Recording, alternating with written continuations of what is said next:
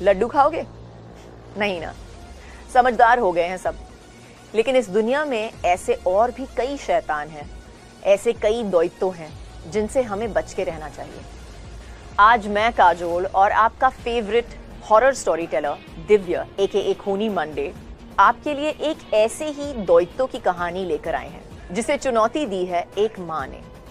तो इस बात पर जल्दी से इस वीडियो को लाइक, शेयर और सब्सक्राइब करो फॉर खूनी मंडे। और हाँ, मेरी नई फिल्म माँ देखिए 27 जून से। तो इस माँ को भी थिएटर्स में जाकर अपना साथ देना ताकि मिलकर हम इस दैत्य को हरा पाएं।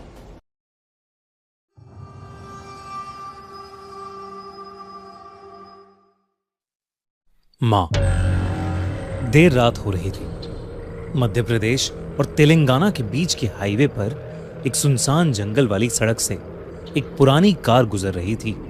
35 साल की मानवी गाड़ी चला रही थी और पीछे की सीट पर उसका 5 साल का बेटा आरुष सो रहा था और उसकी 10 साल की बेटी रिया खामोशी से खिड़की के बाहर अंधेरा ताक रही थी। मानवी के हस्बैंड की कुछ साल पहले ही मौत हो गई थी और वो अपने बच्चों के साथ मध्य प्रदेश से तेलंगाना के अपने होम टाउन जा रही थी, क्योंकि वो अब अपने छोटे से घर में एक शांत जिंदगी बिताना चाहती थी। उस जंगल वाली सड़क में एक अजीब सी ठंडक थी और उससे भी अजीब सन्नाटा। दूर दूर तक कोई भी कार नहीं थी। थोड़ी देर बाद मानवी के सर में तेज दर्द उठा। उसने पहले सोचा कि थकान है, लेकिन दर्द धीरे धीरे बढ़ता गया। तभी रिया ने अपनी पीठ पकड़ी और वो जोर से चिल्लाने लगी। इतने में आरुष भी उठकर रोने लगा और कहने लगा कि कोई उसका पैर पकड़ रहा है। मानवी ने जोर से कार की ब्रेक्स लगाई। कार झटके से रुकी। हर तरफ अंधेरा था। मानवी ने पलट कर देखा तो उसके बच्चों के पैर और शरीर किसी चीज से जकड़े हुए थे, जैसे पेड़ की टहनियों ने उसके बच्चों को कैद कर रखा हो। मानवी को कुछ समझ नहीं आ रहा था और इससे पहले कि वो कुछ कर पाती, उसकी कार के शीशे टूट गए और वो टहनियां उसके बच्चों को जकड़कर जंगल के अंदर ले गई। मानवी जल्दी से दरवाजा खोलकर अपने बच्चों की जान बचाने के लिए जंगल की ओर दौड़ी।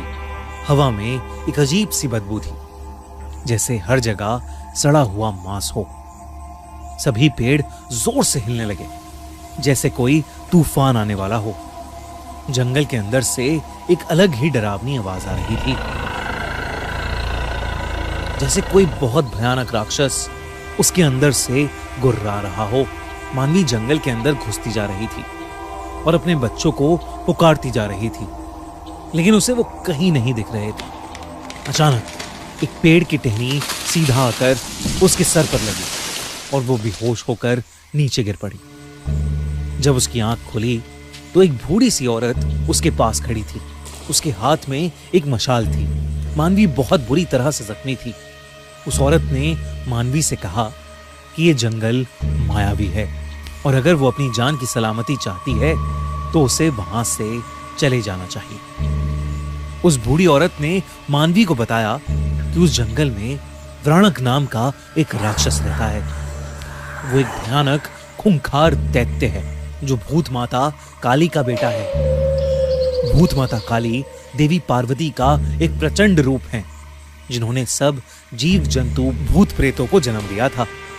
पर उनका बेटा व्राणक बहुत ज्यादा दुष्ट था, जिस वजह से भूत माता ने उसे कभी अपना प्यार नहीं दिया। लेकिन वो फिर भी नहीं रुका और तब भूत माता ने उसे इस जंगल में ही हमेशा हमेशा के लिए बंद रहने का श्राप दे दिया और व्राणक जंगल के एक बड़े से पेड़ में ही कैद हो गया। व्राणक ने तब से हर मां से बदला लेने की कसम खा ली। वो हर बच्चे से नफरत करता था जिससे उसकी मां को प्यार मिला हो। उसने आसपास के हर गांव के बच्चे को खाना शुरू कर दिया और इसलिए उस जगह के आसपास कोई बसावट ही नहीं थी। ये सब सुनकर मानवी का दिल बैठ गया और वो फूट फूट कर रोने लगी।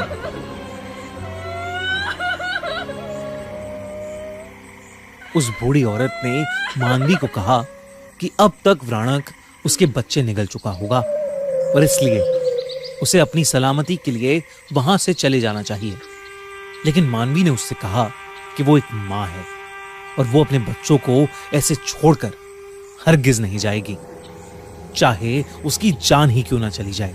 इस पर उस बूढ़ी औरत ने उसे आशीर्वाद दिया और कहा कि भूत माता काली तुम्हारी रक्षा करे। और इसके तुरंत बाद जब मानवी ने बूढ़ी औरत की तरफ देखा तो वो वहां पर थी ही नहीं, बल्कि वो दूर दूर तक कहीं दिखाई दे ही नहीं रही थी। ऐसा लग रहा था कि जैसे वो हवा में कहीं गायब हो गई हो। बस जमीन पर उसकी मशाल पड़ी थी। मानवी ने वो मशाल उठाई और आगे बढ़ी। जंगल अब और गहरा और भयानक लग रहा था। हर पेड़ में जैसे शैतानी आंखें थीं जो उसे देखे जा रही थी। भयानक की गुर्राने की आवाज भी बढ़ती जा रही थी। धीरे धीरे जंगल की जमीन से जड़ें बाहर निकल कर आने लगी। मानवी ने मशाल की मदद से कुछ जड़ें जलाईं और आगे बढ़ने लगी। थोड़े आगे जाने पर उसे एक बहुत बड़ा और पुराना पेड़ दिखा। उसकी टहनियां एक दूसरे में घुसी हुई थी और एक मोटा गुच्छा हवा में लटक रहा था। उस गुच्छे से हल्की हल्की चिल्लाने की आवाज आ रही थी। तब मानवी ने देखा कि उस पेड़ की टहनियों से लिपटे आरुष और रिया दर्द में छटपटा रहे हैं। आसपास एकदम जैसे हवा बंद हो गई और पेड़ों की टहनियां इतनी ज्यादा गहरी हो गईं कि चांद की रोशनी का एक कतरा भी वहां नहीं आ रहा था। तब सिर्फ एक लाल आंखों का जोड़ा अंधेरे में चमक रहा था। मानवी को समझ आ गया कि उसके सामने व्राणक है, वही दैत्य जिसके बारे में उस बूढ़ी औरत ने उसे बताया था। उसका रूप इंसानों से परे था। उसका शरीर पेड़ की लकड़ी से बना हुआ था और उसके मुंह से लाल लार टपक रही थी। वो मानवी के सामने ही उसके बच्चों को खाने वाला था। मानवी आगे बढ़ी, लेकिन व्राणक ने पेड़ की टहनियों से उसे भी जकड़ लिया और हवा में उठा लिया। उसके हाथ से वो मशाल छूट गई। जकड़ और टाइट होने लगी और मानवी अपना दम खोने लगी। उसकी बंद होती आंखें सिर्फ अपने बच्चों को देख रही थीं, जिसे व्राणक हंसता हुआ बस निगलने ही वाला था। तभी उसे व्राणक के पीछे वो बूढ़ी औरत वापस दिखी। आसमान में जोर की एक बिजली कड़की और वो औरत एकदम से एक भयानक देवी में बदल गई। व्राणक उस देवी को देखकर बहुत ज्यादा गुस्से में आ गया और उस जंगल में एक जोर का तूफान शुरू हो गया। एक एक करके पेड़ गिरने लगे। मानवी की आंखें बंद होने वाली थी। उसने रोते हुए एक आखिरी बार अपने बच्चों का नाम पुकारा और उसकी आंखें बंद हो गई। उसकी चीख एक मां की चीख थी। लेकिन उसके ठीक बाद मानवी की आंखें फिर से खुली। इस बार उसकी आंखें लाल थीं और मानवी में एक अजीब सी ताकत आ गई थी, जैसे स्वयं देवी उसके अंदर आ गई हों। उसने एक और गुहार लगाई और पेड़ की सारी टहनियां टूट गईं और वो आजाद हो गई। उसने नीचे पड़ी मशाल को उठाया और व्राणक जिस पेड़ से बंधा था उस पेड़ की जड़ों में आग लगा दी। व्राणक ने पीछे हटने की कोशिश की, लेकिन बहुत देर हो चुकी थी। अचानक वो टहनियों का गुच्छा खुल पड़ा और आरुष और रिया जमीन पर नीचे गिर पड़े। देखते ही देखते व्राणक की दर्द में चीखें सुनाई देने लगी और कुछ ही देर में वो पेड़ जल के राख हो गया। साथ ही व्राणक का अंत हो गया। मानवी को अचानक से चक्कर आए और वो नीचे गिर पड़ी। उसके सामने भूत माता काली देवी प्रकट हुई और मानवी के सर पर अपना हाथ रख के उगते सूरज की रोशनी में समा गई। मानवी और उसके बच्चों के शरीर पर लगी चोटें कुछ ही पलों में अपने आप गायब हो गईं। उसके बच्चे होश में आए तो उन्हें कुछ भी याद नहीं था। मानवी ने अपने बच्चों को उठाया और जंगल से बाहर निकल गई।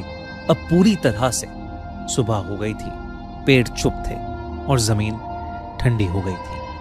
उस रात एक मां ने अपने बच्चों को मौत के मुंह से निकाला था और इस दुनिया को एक बार फिर बताया था कि इस दुनिया में सबसे शक्तिशाली कोई है तो वो एक मां है। खूनी मंडे की ये कहानी अगर आपको अच्छी लगी तो मेरी मूवी मां भी आपको बहुत अच्छी लगेगी। जाकर थिएटर्स में जरूर देखना। जल्दी से इस वीडियो को लाइक, शेयर और सब्सक्राइब करो फॉर खूनी मंडे।